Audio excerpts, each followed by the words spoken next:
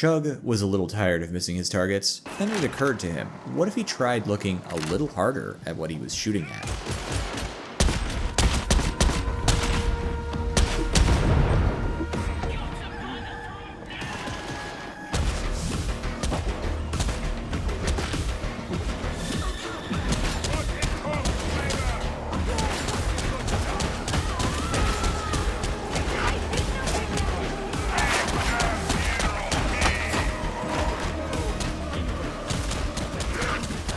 Big Reginald here. Ogryn has had a few problems since the game released. All of his guns are pretty short-ranged and inaccurate, and he hasn't had one with a flashlight. But at long last, the Ogryn arsenal is saved. 100-meter kills are within your big meaty hands. You may be the something horrible in the dark, but the enemy will never see it because you're going to drop 1 billion lumens into their eye sockets. I've got the data, I've got the experience. Let's get into the tutorial on the Heavy Stubbers. Purpose and kit. The Heavy Stubbers are the Ogryn's answer to what if enemy far away, and they excel at it. But like any good Ogryn weapon, if your trigger finger gets itchy, you can just hold down and let loose all that pent-up tension. As a consequence, these weapons are very flexible, every-use guns. The only domain they suffer in is raw boss and carapace damage, with some exceptions we'll get into later. In short summary though, these weapons are best used as anti-specialist and anti-shooter sniping guns, with some flex into elites and hordes. Basics. Each of the Heavy Stubbers have the following stats tables. Additionally, it has access to the following blessings. They have 2 types of attacks, hipfire and ADS, and it has this big mode flashlight. There are 3 patterns of Heavy Stubber, the Quark, the Gorgonum, and the Aklis. The Quark is the lightest pattern and has the feeling of a select fire assault rifle for Ogryn, with controllable full auto and accurate but lower damage semi-auto. The Gorgonum and Aklis have performance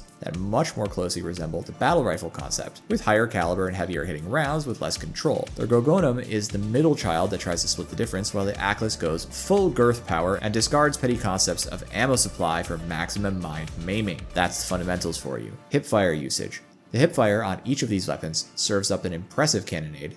Cannonade means to shoot lots of very big bullets into whatever is loosely in front of you. Just pull it out and hit the shoot button. The heavier patterns have worse control. Surprise. ADS usage. The aim down sights functionality of each of these weapons swaps it over to semi-auto. Each time you pull the trigger, bullets come out. However, you can usually shoot a bit faster than the reset time, so some self-control is required. I believe in you, you can do it. Their Quark has little to no damage drop-off at longer ranges, while counterintuitively, the other 2 patterns have to concern themselves with this a touch more. However, when using the Quark, you don't squint as good, so you don't see quite as far. Their Gorgonum and Aklis both let you see a little farther. Maybe Hadron has been messing with your Bonad implant again. Special usage. It's a big bright flashlight. Perfect for Ogryn. Don't shine it at demon heads, they don't like it. Build guide. Let's get into how to build this thing for maximum effectiveness. As a specialist, shooter, or an elite sniper, the most important thing is being able to actually effectively pick off specialists, shooters, and key elites. So let's look at how to build this thing to get the job done. Modifiers. This is the stubber I've been using in most of my games. I have also tried this one. In my testing, I've determined that there are 2 potential dump stats, and it may even make sense to split the difference depending on future research and performance. Collateral and counterintuitively range. When it comes to range, the damage drop-off in any of these guns is fairly mild, even out to 40 meters. There's no difference in my shots to kill against a gunner, and you're very rarely in a situation where you're firing beyond 40 meters at very much in Darktide. While collateral might be the stat to play with, because as much as stagger from the collateral value is important to the pinning fire blessing, stagger itself can be as much of a detriment as a boon sometimes. Maybe you don't want to knock over that target because it will spoil your follow-up shot, like a trapper. I wasn't able to dial in the ideal here. I didn't have time for that.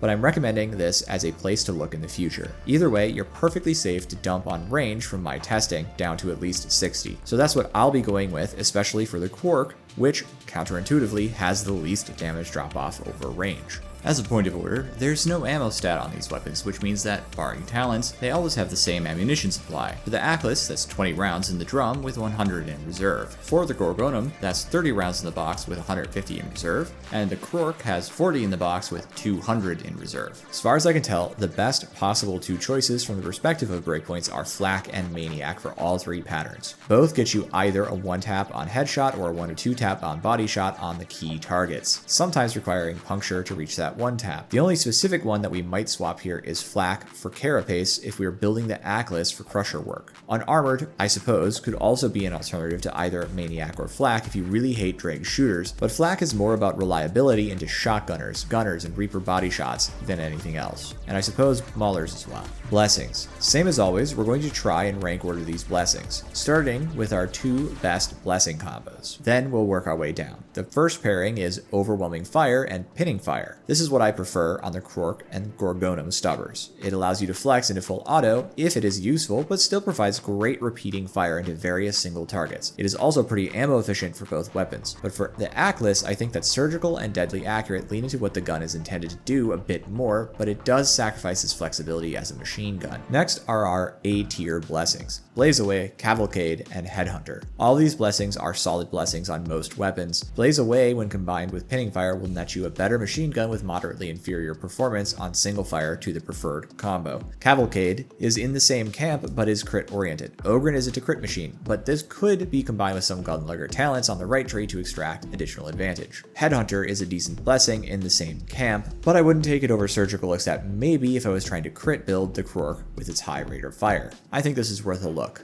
For our B tier, we have Inspiring Barrage. Ogryn already has Steady Grip as a toughness regeneration talent when holding ADS. Inspiring Barrage gives toughness when mag dumping. I cannot say this is really required for these weapons, and I cannot say it's especially useful considering Ogryn has a lot of other ways to rapidly recover toughness, and it's pretty easy to just take them all in most of the builds that I play with for Ogryn. But at a minimum, it's an easy criteria to achieve. You just shoot the gun a lot, and you should get more toughness.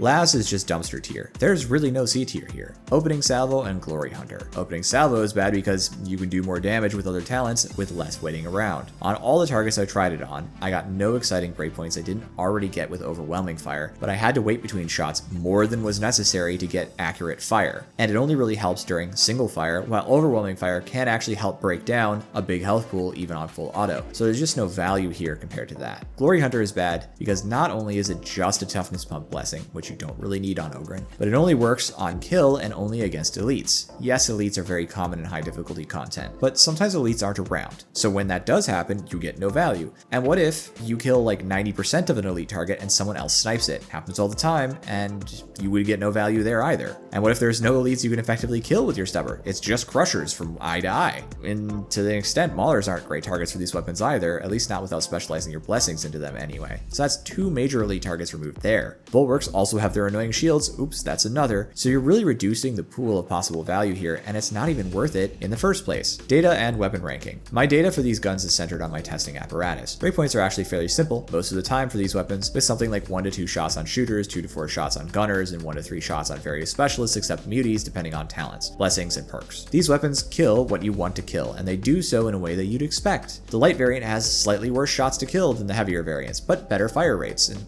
it kind of washes out. More on that later. Let me show you the numbers. Here's the horde data, the crusher data, and the rager data. The big takeaway from this is that the Atlas with Carapace definitely performs better than other options, but you can certainly use surgical and deadly accurate to get decent mid to long range performance with this weapon specifically. But up close, as you can see in this footage, it's fairly hard to consistently click heads while dodging, so hipfire is safer. And generally you just take a melee weapon for this problem anyway, but it's good to know how it works at least. For the horde data specifically, I only fired 1 magazine out of each of these weapons and then I counted up the leftovers. In all cases, the remainder was about 10 guys and I just meleeed those. So you can kill about 90 dudes in a choke point. So the extra duration of a few seconds on a few of these guns in the stats is actually just how long it takes to empty the larger magazine for these weapons. But their per magazine performance is about the same. Okay, so all of these weapons perform well at the things you'd want them to do, and with a gunlugger rending tree build, as you can see here, you can blast crushers if you want without taking surgical and deadly accurate on any mark. But this doesn't tell us which is better because to be honest, the performance is fairly level across the whole pile. So how do we decide? Well, here's where things get interesting. I shot into a Reaper and a Trapper with each of the 3 patterns, and I measured the times from when the first shot was fired to when I killed it, trying to be as optimal as possible with my timings, and not having too much trouble, I'll add. Here's the chart, but let me just explain. Trapper times to kill are effectively a wash. Yes, the Atlas and Gorgonum both deliver 1 shots, and the Krork does need 2 shots, but really this is only a fraction of a second longer to kill it, and it's essentially not meaningful in the grand scope of things with how easy this is with the Krork's reset time. Meanwhile, the data here on Reaper targets targets shows that while it takes a different number of shots for each pattern of weapon, the shots per kill as a percentage of total magazine supply actually favors the Krork over the Atlas by a bit, and the difference in TTK just really doesn't matter at fractions of a second of difference. Then, if we add in surgical to the mix, yes, it's more efficient on the Atlas, but measuring from when the stacks of surgical start accruing to when we fire for both shots into the Reaper, we are actually doubling our time to kill in order to save ammo. So what we get then is that all of the guns kill the bigger targets in the same amount of time, and do so with pretty close to the same ammo efficiency, only slightly favoring the Krork. But the kicker is that all of these guns can reliably one-shot shooters. All these guns can kill more than one per shot even, but the heavier patterns of weapon have less shots per magazine and less shots overall. Each has 5 reloads, at least base. So each shot out of the Gorgonum and then the Atlas is worth a larger percentage of the total pool of damage available in the whole ammo supply. Every time you shoot a shooter with the Atlas, you're actually spending more ammo to kill each shooter by relative comparison. The Atlas can kill a maximum of 120 individual shooters, while the Krork can kill literally twice that number. The Atlas has a bit more cleave, but this only claws back some of the efficiency because Krork does cleave too. The Krork may occasionally take more shots to kill a bigger target, but the time on target is not longer than the Atlas, so you don't need to spend more attention doing it, and the ammo economy against all other targets is subdivided better. To top it all off, I had to exclude the draw time and the ADS time from this testing because I don't have those numbers. I cannot tell you exactly when I held RMB to start aiming the weapon, or how long it took me to draw the weapon out precisely. However, the Krork has noticeably faster handling in all handling characteristics, which is what you want in a weapon that's going to be sniping specialists. You want to draw it quickly so you can kill them quickly. The main advantage of the Gorgonum and Atlas is actually just their better zoom. The only reason to choose the Atlas is if you really need to shoot crushers. Though, if you take these things on Gunlugger, I'm not sure that's even worth it. But for every other serious use case, the Krork is better. It's more efficient with your ammo, it gives you more options on how you spend that ammo, and it kills just as good into every other target. So yeah, on balance, the Krork wins. The Krork is the best. There is just one other thing, the zoom. Look, you don't need it to function, hence the Krork winning. But these weapons are accurate, and the zoom of the Gorgonum and Atlas are a nice comfort feature. So in this specific sense, as a battle rifle, the Gorgonum actually outcompetes the Atlas here. So for once, the middle child actually has some reason to be chosen, because the Gorgonum is more efficient than the Atlas for the exact same reason when shooting into shooters. Just have more ammo and it's more efficiently subdivided into lighter targets. Thus, the Atlas truly is really relegated to the role of an anti-material rifle. Alright, we have compared, we have contrasted, we've gotten to the bottom of it, but we do fun max on this channel, and if you were to take any one of these weapons and release them on their own without the context of the other two, they would all be top picks for ogryn. So I do mean it when I say you can play whichever one you like more. They're all excellent weapons. The point is, if you want a metagame, technically the Krork wins for almost every serious use case that you have. Tips and tricks. You can sort of shave off a split second of reload time by sprint canceling the rest of the animation after the magazine is seated and you see your UI populate the numbers. It's just a touch faster. Steady grip is kind of a must-take talent when running one of these weapons, as you're going to be using ADS a lot, and it's free toughness on button press, of all things, and it's pretty fast, too. In my experience, even at high difficulties and havoc games, you can actually just hold down RMB and fire at shooters from kind of the open and get away with it reasonably well, as long as you're dodging occasionally and keeping an eye on your toughness. That's it on tips and tricks. It's a gun. Let's be honest, there's not that much trickery to it, so that's all. Outro. Alright, ogryn bros, we did it. We explained the weapon. For what it's worth, these weapons finally give ogryn some key things like a flashlight and an actual ranged option that kills things farther than spitting distance, and with some precision to boot. Plus, they're good weapons. Good enough to help me get through a Havoc 40, so they're good enough for anything easier. With that, thank you all so much for visiting. I do really appreciate it. This has been Big Reginald. Bye-bye.